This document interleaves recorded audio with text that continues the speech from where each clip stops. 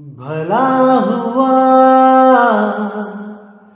मेरी माला टूट गई, मैं राम भजन से छूटी। भला हुआ मेरी माला टूट गई, मैं राम भजन से छूटी। मेरे सिर से टली बला, भला हुआ मेरी माला टूट गई, मैं राम भजन से छूटी। मैं राम भजन से छूटी। नमस्कार मेरे प्यारे भाइयों, मेरे परमात्मा के प्यारे जीव हंसों। मैं हमेशा मालिक से यही दुआ करूंगा कि आप सब मेरे भाइयों का विवेक पहले से ज्यादा और ज्यादा और ज्यादा से ज्यादा बढ़ता ही जाए। बस मेरे दिल की यही अरदास है कि ऐसी कोई चीज ना रहे जो आपको समझ ना आए। हर चीज आपको बिल्कुल क्रिस्टल क्लियर होती जाए। बस यही चाहूंगा मैं, यही अरदास करूंगा उस बंदी छोड़ से, उस परमपिता परमात्मा से कि वो आपके विवेक शक्ति में बढ़ोतरी करता ही जाए और ऐसा कोई भी अज्ञान ना रहे इस दुनिया में जो आपको 1% भी भ्रमित कर पाए। कुछ ना रहे ऐसा। आपका ये भाई आपकी पूरी मदद करने के लिए तैयार है। बस आप निष्पक्ष भाव से इस सत्संग को सुनते रहिए और उस पर विचार करते रहिए। विवेक लगाइए कि जो मैंने बात कही है वो सत्य है या असत्य है। जवाब मेरे भाई आपके अंदर से ही आएगा। उस परमात्मा का जवाब आपके अंदर से आएगा। बस उसको पहचानने की कोशिश करो। साहिब बंदगी। और दोस्तों, आपको बताना चाहूंगा कि काफी दिनों से कुछ लिंक व्हाट्सएप पे शेयर किए जा रहे हैं जिसमें कुछ गुरुओं की फोटो लगाई गई है और कुछ भड़काऊ से शब्दों से टाइटल दिया गया है। दोस्तों, ऐसे किसी भी चैनल से हमारा कोई लेना देना नहीं है। आप उनको बिल्कुल ना देखें, बिल्कुल भी ना देखें, क्योंकि वो सत्संग हमारे ही अपलोड कर रहा है और गलत फोटो लगा लगा के दुनिया को भ्रमित कर रहा है। बिल्कुल भी उनका चैनल ना तो सब्सक्राइब करें और जिन्होंने किया है वो अनसब्सक्राइब कर दें। बिना मेरी परमिशन के जो सत्संग अपलोड किए जा रहे हैं ये बिल्कुल गलत बात है। आप ये सब बंद करें। और कोई भी मेरा भाई अगर अपने चैनल पे कोई सत्संग मेरा चलाना चाहता है तो पहले परमिशन लो। प्रचार में योगदान करना है तो बिल्कुल सही तरीके से करो। किसी भी गुरु की फोटो नहीं लगानी है। सब गुरु मेरे बड़े अपनी अपनी ठौर, शब्द विवेकी पारखी सो माथे का मोर। हमने हर गुरु की इज्जत करनी है। हमें किसी भी गुरु से हमारा वैर नहीं है भाई। हर गुरु अपनी अपनी सीमा में अपने अपने शिष्यों को ज्ञान दे रहा है। जहां तक उसकी पहुंच है वो अपने अपने शिष्यों को पहुंचा रहा है। क्या दिक्कत है इसमें? इसलिए मेरे भाई ये जो गलत काम है इसको बंद करो और अगर करना ही है तो सही से करो। जैसे मैं किसी की फोटो नहीं लगाता हूं, आप भी मत लगाएं। साहिब भाई तो आगे कहते हैं, प्रथम ही ब्रह्म स्वयं इच्छाते, पांचे शब्दी उच्चारा, सोहंग निरंजन रारंकार, शक्ति और ओंकारा। इस ब्रह्म रूपी काल ने सबसे पहले 5 शब्दों का उच्चारण किया। जितने भी ऋषि मुनि पीर पैगंबर हुए उन सबको इन्हीं 5 ब्रह्म अवस्थाओं में उलझाने के लिए इन 5 शब्दों का निर्माण किया। सोहंग निरंजन रारंकार शक्ति और ओंकारा। पांचों तत्व प्रकृति तीनों गुण उपजाया, लोक दीप चारों खान 84 लाख बनाया। कि उसी ब्रह्म से 5 तत्व 25 प्रकृतियां 3 गुण सब उत्पन्न हुआ, सारे दीपों की रचना हुई, सारी खानियों की रचना करी और 184 इसी ब्रह्म के द्वारा बना दिया गया। शब्द ही काल कलंदर कहिए, शब्द ही भरम बुलाया, 5 शब्द की आशा में सर्वस्व मूल गवाया। कि यही काल कलंदर, जैसे हम देखते हैं मदारी के हाथ में भालू नाचता है, बंदर नाचता है, ऐसे ही सबके सब ऋषि महर्षि मुनि पीर पैगंबर उस काल के हाथों खूब नाचे और इसी 5 शब्द की आशा में अपना अनमोल जन्म बर्बाद करके चले गए। और यही सब हमें इन ऋषि महर्षियों के द्वारा दोबारा पढ़ाया जा रहा है, ताकि हम ये अपना अनमोल जन्म बर्बाद करके दोबारा काल के मुंह में चले जाएं। नहीं मेरे भाई, इस बार वो गलती मत करना जो हमारे ऋषि मुनि पीर पैगंबर करते आए हैं, बिल्कुल मत करना। शब्द ही ब्रह्म प्रकाश मेट के, बैठे मूंदे द्वारा, शब्द ही निर्गुण शब्द ही सरगुण, शब्द ही वेद पुकारा। कि यही ब्रह्म, ये जितने भी तत्वों का प्रकाश है, जैसे अर्जुन को जो प्रकाश दिखाया गया था रण क्षेत्र में, रणभूमि में, करोड़ों अरबों खरबों सूरज जैसे कुरुक्षेत्र की धरती पे उतर आए, ऐसा ही प्रकाश ये अंदर भी दबा के बैठा है, अंदर भी छुपा के बैठा है। जैसा प्रकाश ये बाहर दिखा सकता है, उससे अनंत गुना ज्यादा प्रकाश ये अंदर रूहानी मंडलों में दिखा सकता है। और इसी प्रकाश में इस जीव को उलझाकर ये धोखे में रखा जाता है कि तुम्हें परमात्मा की प्राप्ति हो गई है, तुम्हें वो शब्द गुरु मिल गया है और तुम अब मुक्त हो। इसी भ्रम में ये जीव भूल के 184 में चला जाता है। शब्द ही निर्गुण शब्द ही सुरगुण, शब्द ही वेद पुकारा। कि निर्गुण निराकार की भक्ति करने वाले भी कह रहे हैं कि हम शब्द गुरु हैं, और सरगुण साकार की भक्ति करने वाले भी कह रहे हैं कि हम शब्द गुरु हैं, और वेदों की जो व्याख्या कर रहे हैं वो भी यही बोल रहे हैं कि हम शब्द गुरु हैं। अरे मेरे भाई, देह गुरु और शब्द गुरु में क्या फर्क होता है, इसको अच्छी तरह समझ लो। समझा रहा हूं। जो भी प्रकृति मंडल में आपको दिखाई देता है, कुछ भी दिखता है, कोई भी शरीर दिखता है, वो प्रकृति के अधीन है। प्रकृति पैदा हुई है तो 5 तत्व 3 गुण पैदा होके कोई शरीर बना है। उस शरीर को अगर आप अभी देखो, यानी किसी भी गुरु को देखो जो शरीरधारी है, और अगर वैसा ही गुरु आपको उस मंजिल पे मिलता है जो आपके गुरु की आखिरी मंजिल है, आखिरी रूहानी मंडल है या भूमि है, और अगर आप उस गुरु को वहां खड़ा देख रहे हो, तो मेरे भाई याद रखना, आप प्रकृति मंडल से पार नहीं हुए, आप शब्द गुरु के पास नहीं पहुंचे, आप देह गुरु के ही पास पहुंच गए। बस फर्क इतना है कि वो इन 5 तत्वों से नहीं बना है, वो प्रकाशमयी गुरु है। प्रकाश ही प्रकाश झलकेगा उस पूरे गुरु के शरीर से, अनंत सूरजों की रोशनी होगी। लेकिन मेरे भाई, तब भी वो देह है, क्योंकि आप उसको देख रहे हो। वही निर्गुण निराकार ब्रह्म की अवस्था है, उसी को सरगुण साकार ब्रह्म भी कहा जाता है। मैंने पहले भी समझाया था कि ब्रह्म 2 प्रकार के हैं, निर्गुण निराकार और सरगुण साकार दोनों एक ही हैं, लेकिन जीव को भ्रमित करने के लिए ये 2 रूप धारण करके बैठा हुआ है।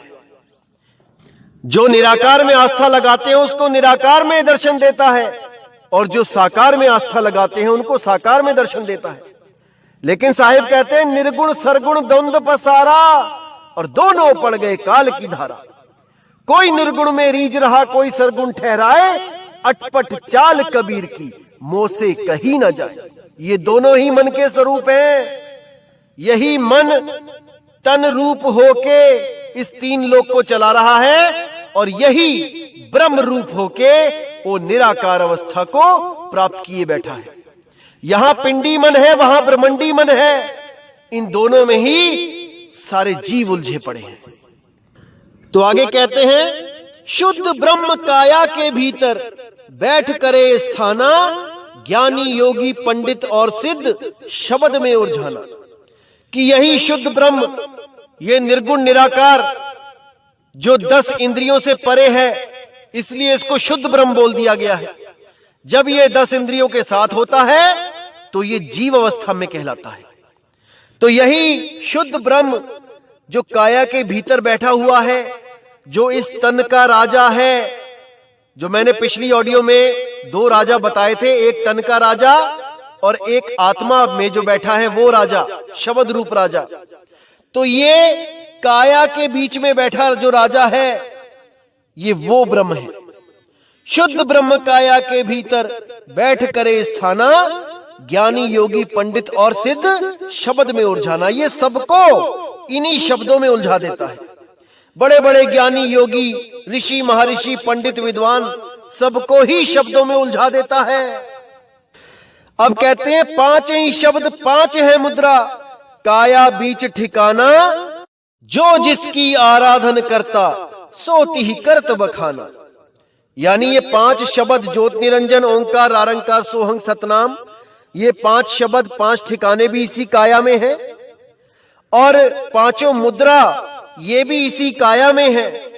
खेचरी, भूचरी, चांचरी, अगोचरी, उन्मुनी, ये 5 मुद्राएं ही भरम जाल हैं, जो मैंने अपनी पिछली ऑडियोज में मुद्राओं के बारे में बताया है। अच्छी तरह समझ लेना, अगर उनमें से एक भी मुद्रा आपको कोई गुरु करने को देता है तो समझ जाना मेरे भाई कि वो अधूरा गुरु है, वो पूर्ण सतगुरु नहीं है। तो कहते हैं जो जिसकी आराधना करता है वहां तक का ही ठिकाना बता पाता है।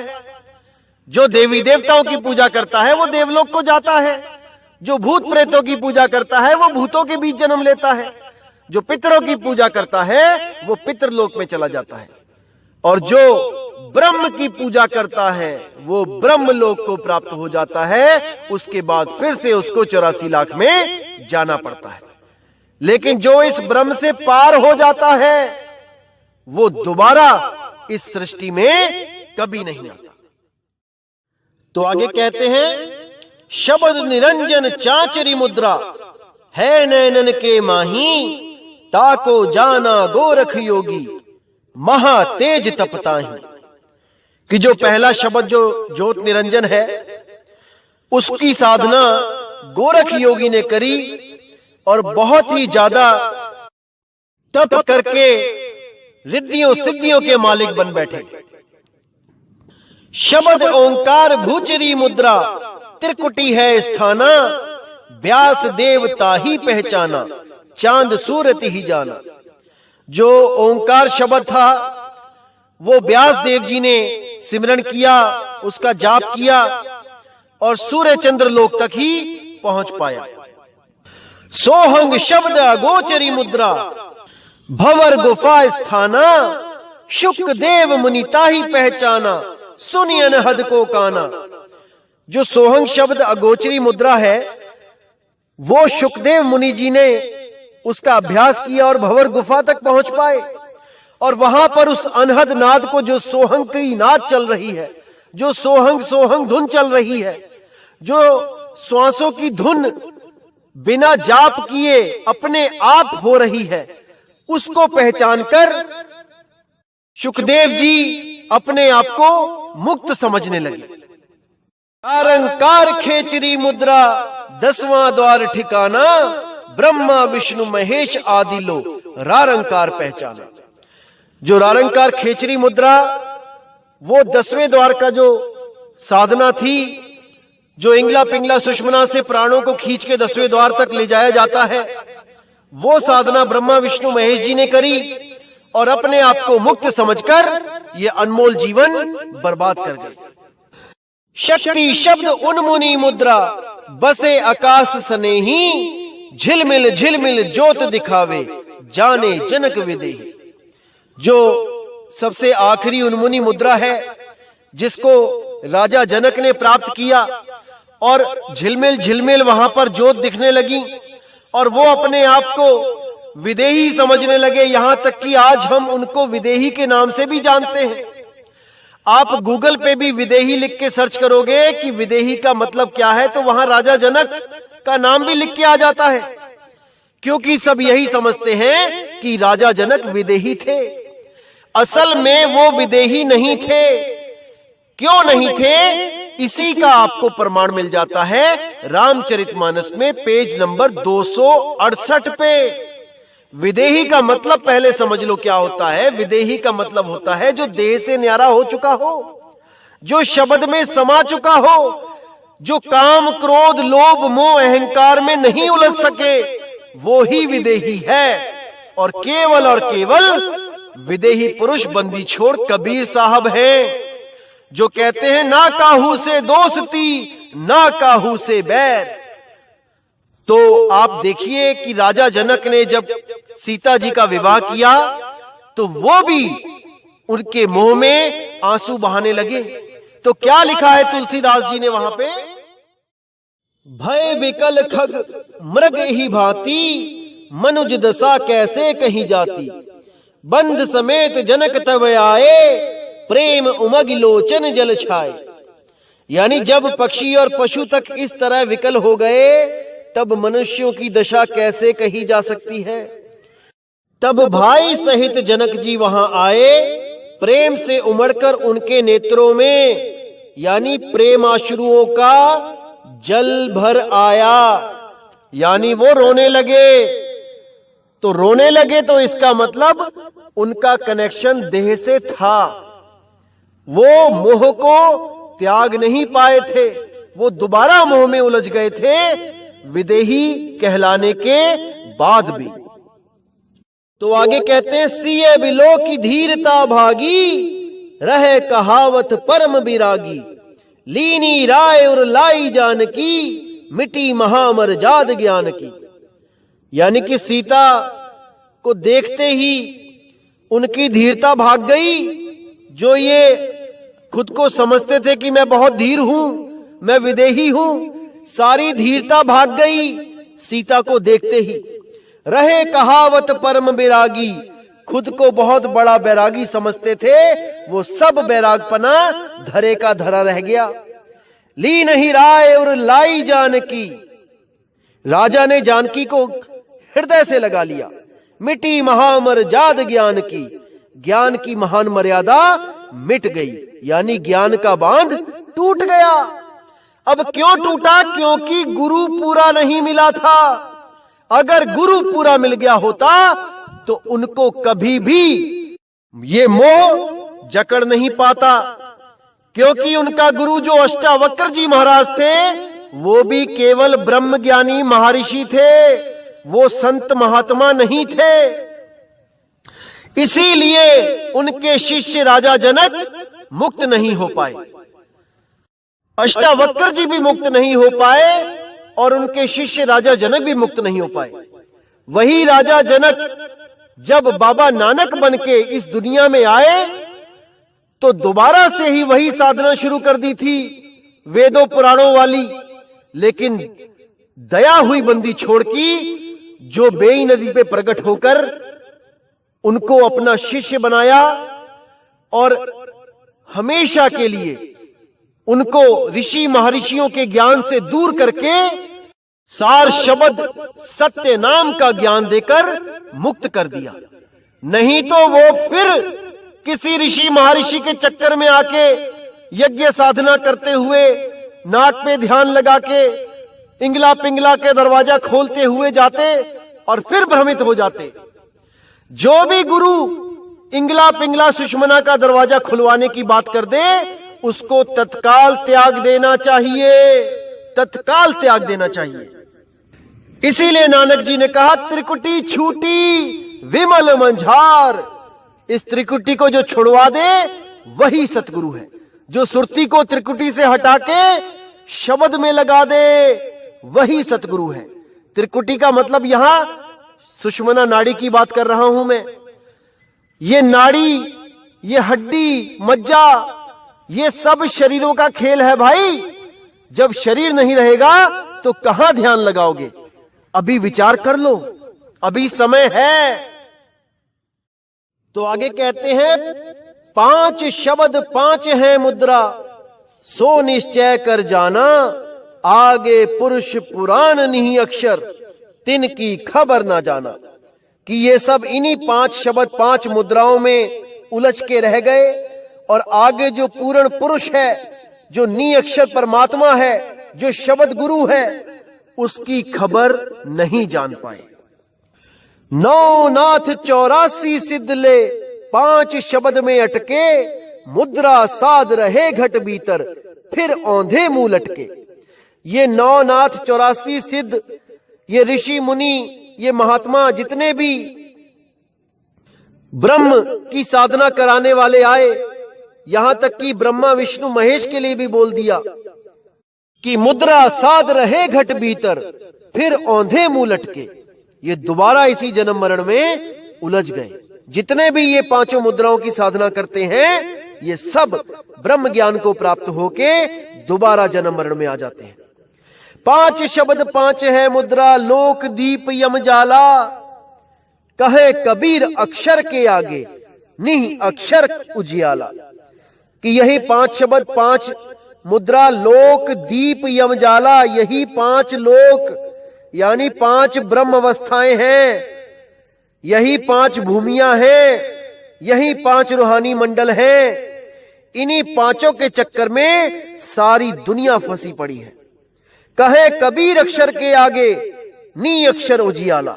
कि ऐसा गुरु ढूंढ लो जो इन अक्षरों के जाल से, 52 अक्षरों के जाल से, मंत्रों के जाल से, वेद पुराणों के जाल से आपको निकाल के उस नी अक्षर सार शब्द रूपी परमपिता परमात्मा में आपकी सुरती लगवा दे और आप हमेशा के लिए इन जन्म मरण के बंधन से मुक्त हो जाओ। बस यही सतगुरु बंदी छोड़ का ज्ञान है। इसके अलावा कुछ भी पढ़ते हो, गुणते हो, सीखते हो, समझते हो, वो काल जाल है। केवल सुरत शब्द का ज्ञान होना चाहिए, इसी से हर जीव का कल्याण हो सकता है। लेकिन आजकल के पोथीवाचक मोटे मोटे ग्रंथ लेके बैठे हैं और उन्हीं को पढ़ने से, उन्हीं को समझने से सोचते हैं कि हम तो ज्ञानी बन गए। नहीं मेरे भाई, आप जब तक शब्द गुरु, उस परमपिता परमात्मा, उस सार शब्द, उस निज नाम को नहीं जानोगे, तब तक आप कभी बंधन से मुक्त नहीं हो सकते। इसीलिए बोला गया है, सोई गुरु पूरा कहावे, 2 अक्षर का भेद बतावे, एक छुड़ावे एक लखावे, तब प्राणी निज घर को जावे। कोई ग्रंथ नहीं रटावे, कोई दोहे नहीं रटावे, छोटी सी बात बतावे, 52 अक्षरों को बतावे और उनको छुड़ा के उस आदि अक्षर का लखाव करा दे। बिल्कुल सिंपल, कुछ नहीं करना। और सुरती को शब्द का इशारा मिलते ही सुरती अपने आप उस शब्द को याद करने लग जाती है।